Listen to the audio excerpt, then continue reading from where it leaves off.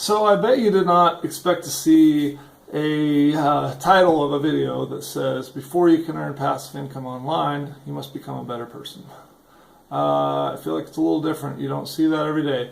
But this is important, and I think it's a fact that a lot of would-be entrepreneurs or people who want to retire early or quit their job or whatever, I think it's a fact that they miss. In fact, a lot of us who want to be rich or want to be, want to be independently wealthy, I think it's a fear that we have to somehow become a bad person. And you think of the typical used car salesman, not knocking anyone who is a used car salesman, but you think of our stereotype of the used car salesman, and they're pushy, and they have to do shady things to get you to buy the car, oversell you, give you a lemon and charge you too much for it. We think of those kinds of practices, and we think that that's what we would have to do to be successful making money online or creating a business of some sort. And I'm here to tell you that it's absolutely not true. And let me just give you 7 different kind of steps or reasons why you literally do need to become a better person in order to create the kind of lifestyle that you want and create more money for yourself. And hopefully for those around you as well. Number 1, you have to become more empathetic as a person. And the reason for this is a good marketer or someone who's creating content. And that's my assumption, is that you're creating some sort of content, whether it be websites, ebooks, blogs, videos. I'm assuming that you're creating some kind of content for others to consume, and thereby make you money. You have to be more empathetic. And here's the reason. You have to know, number 1, you have to understand other people and how they spend their time viewing things online in order to reach them.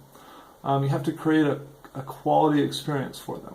And number 2, you have to actually know what they want. You have to take time to think about what they actually want. And that's harder than you might think. If you're going to create a book on gardening, you have to realize they might not want to know, they might not care about why you got into gardening, for instance. They want to know which kind of heirloom tomatoes they should pick for their garden this year. And that's what you need to give them. So that's number 1, become more empathetic. Number 2, you have to actually work hard to provide value for others. And this applies whether it's an ebook or a video or a website. Again, you take the empathy that you have to learn to understand what they actually want, and then you have to work hard to provide what they want.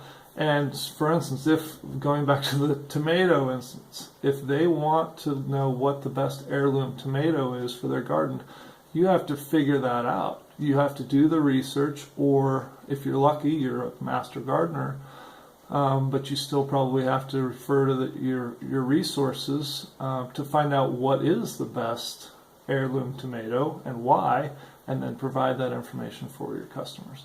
Number 3, and this is more of a personal development type of a thing, but you need to learn to ignore the things that you suck at and stop using the things that you suck at as an excuse for why you haven't been more successful.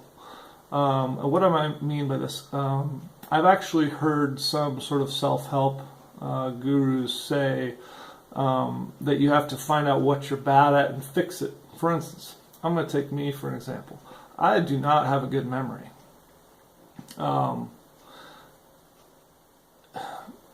When I try and remember dates in history, it is a nightmare for me because it's not how I'm wired. Frankly, I don't care what date it happened. I'm more interested in who was there, what they were doing, how they were interacting with other people. That kind of stuff fascinates me. People fascinate me. Dates, it doesn't interest me, and therefore I have a hard time remembering it. And I used to use that as an excuse. Well, I can't remember things, so I can't learn how to create an ebook because I'll learn it all, but then I won't remember all the details. Well, you know what? That doesn't matter. I don't need to remember all the details. You know what I do? I create templates so that I don't have to remember the details. I write everything down. I create step-by-step procedures for myself so that I don't have to remember it. I automate things so that I can go back and I can just follow my own advice. And every time I look at it, it looks kind of new to me. So don't stop using your weaknesses as an excuse. Number 4, and I guess I already touched on this, but you need to figure out what you're good at, and you need to focus all of your energy on that, because that's really what makes you who you are. That's what makes you special as a person, right? And that's what people need. That's what you should be putting out into the world. Again, with me, I like people and I like helping people. I like teaching. I've taught pottery for 15 years and I absolutely love it. So rather than focusing on the fact that I can't remember my students' names, I have to focus on the fact that I'm a really good teacher, and I use that. I focus on that. That's about all I can say, I guess, really. But so instead of worrying about whether I'm going to remember someone's name or remember a certain detail about glazing or something, I focus on the fact that I really know how to troubleshoot people's learning process. So I get in front of people and I troubleshoot them and I watch what they're doing and I observe them, and then I fix the problem quickly and efficiently. I build websites that do the same thing. They offer those tips and tricks to help people to figure out what they're struggling with. And the beauty of the websites is I don't have to remember people's names. I can teach a ton of people. I've taught thousands of people how to do pottery in person and online. And with the online, I don't have, all of my weaknesses are eliminated. It doesn't matter if you can remember anything because it's all online already. I almost said on the line. Okay, so that's one. Number 5. You have to learn to play well with others. Although I will say, ironically, if you're doing this online, if you're making your money online, you can sort of fake it. You can be nice and be friendly online, but you don't actually have to ever talk to anyone if you don't want to. So it's great for introverts. It's great for people who are shy and have a hard time connecting with other people, because you still have to go through all the other things of becoming empathetic and working hard to provide value, but you don't have to actually perform in front of anyone. So that's pretty cool. But what you need to do is learn how to learn from other people. You have to, because there's nothing new under the sun, right? I mean, all of these things have been done a million times. There are so many people that have created, that have retired by creating passive income off of ebooks. I'm certain. I didn't write the book on it, but I know how to listen to other people and learn from what they've done, their successes and mistakes, and that's really important. So, play well with others. Number 6. You need to develop a sense of courage. Being successful is riddled with failure.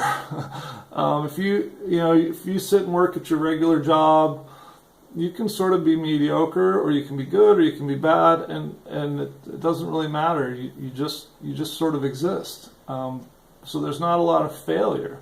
But if you go out on your own and you try and create a company or create a product or create something that you want to use to make you successful, there's a huge risk in that. And the biggest risk I find comes from those around you. When I first started, before I got into doing all this stuff online, I used to invest in real estate, which ironically is one of my weaknesses that that sort of maintenance management stuff is not for me. I'm a creative person. I'm not good at being the bad guy. I want to be the good guy. So managing tenants in real estate, terrible idea. But when I started out, everyone told me, that's not going to work. You can't do that. You can't. They judged me. And honestly, I just had to ignore it. You really just have to ignore the judgments of others, because there's always somebody who's going to tell you you can't. What's really important is you need to listen to the people that tell you can. And unfortunately, most of the time, those are neutral voices online that inspirations. In my case, is like kind of the self-help gurus like Tony Robbins and Napoleon Hill and Robert Kiyosaki that I had to listen to and realize like they had done it. So if they could do it, then I could do it. Because it can be hard to find good role models in your around you, because the average person is scared. They're really scared, and they almost don't want to see other people succeed. Unfortunately, it's kind of sad, but they'll believe you once you actually do it. When you put in your 2 weeks notice, then they will usually stop judging. I found. So you have the courage to get started on the journey, and you might fail. I failed miserably in real estate. It was a total nightmare. I had so many disasters. And every morning when I wake up, I'm just thankful I don't own property now because it was brutal. It's great for some people, and it's an amazing wealth builder, but not for me. But you're going to make some mistakes, and you're going to have failures. You might have a lot. Some people have 5, some people have 15. But you're going to fail, and that's just part of the learning process. You're never aiming to fail. You're always aiming to succeed, but success is it's a bit elusive at first. So that's where the courage comes in. Okay, number 7, humility. It goes right along with the courage, because if you are going to have the courage to succeed, and to try new things and go big, you're going to have the humility when you fail, because if you lack humility, then you'll fail once, and you'll quit. And you'll go back to your miserable job and your mediocre lifestyle, and you'll just keep going with the status quo. But if you have humility, which is hard to develop, then you will admit when you've made a mistake, number 1. And that's a big one. A lot of people, they find out that they've made a mistake, but they won't admit it, so they keep going. They keep pushing with their mistake. Like, for instance, if I would have kept going in real estate, I would be a miserable person right now.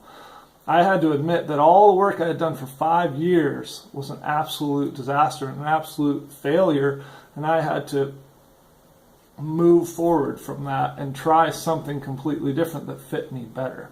So you have to be able to admit when you make a mistake, and another hard thing is you have to be able to ask for help.